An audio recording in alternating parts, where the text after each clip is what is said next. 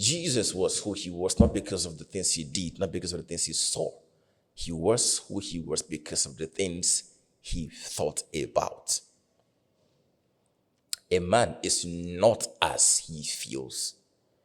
A person is not as they expect, unfortunately. You are as you think. The good book says, as a man thinketh in his heart, so is he. Not so he will become.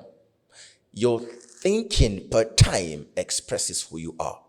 It is a holistic capture of the realities and possibilities that are enshrined in your life. And so you would know about the Lord. You would know about his wonder-working power. You will be even convicted and convinced that he is able. It doesn't bring you face to face with experience of what you are reading. It doesn't give you the experience.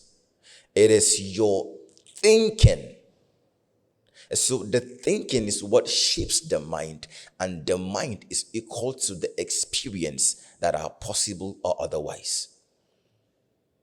Having it is a function of thinking it enough to become it.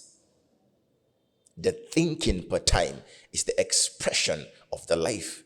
Jesus is not who he is because he's Jesus. He is because he thinks as he does. Take, for instance, his work on earth.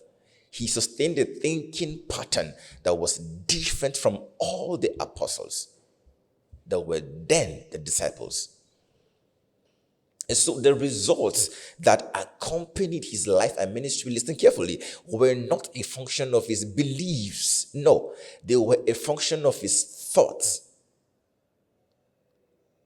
Believing comes when you think. But experience comes when you become. And so what you become in your thoughts is what you walk in time. As a man thinketh, so he is. The Bible says, let this mind, permit this mind to be in you. If it doesn't get ingrained inside of you, the converse is that you will know a lot of things that should be, but they will not be. Ideologies don't translate to reality without the thinking that gives them life in your mind. And so the mind of Christ is the engine house of the life of Christ and the success of Christ. It's the engine house of the experience, the result, and the success of Jesus. You don't become Jesus. You don't become like him because the word says, as he is in heaven, so are you on earth. You see that now? And so you don't become as he is in heaven with your earthly mind intact now. There has to be a mental transition, a paradigm alignment that will yield his mind actively operational in your own mind, even as you are on earth. That quality of life that Jesus had was not a function of him being the Son of God alone. No, his mind had to be in alignment with what the Father thinks. And so if you want to know what the Father was thinking when he was upon the earth, Jesus was that perfect epitome of what the Father was thinking per time. And so he could command everything because he was an expression of the Father's thought. If you want to command results in your life, if you want to command relevant and notable results in time, you've got to think like Jesus because he thinks like the Father. So he like the Father, you like Jesus is just a chain of unprecedented possibilities. I'm giving you a powerful script today.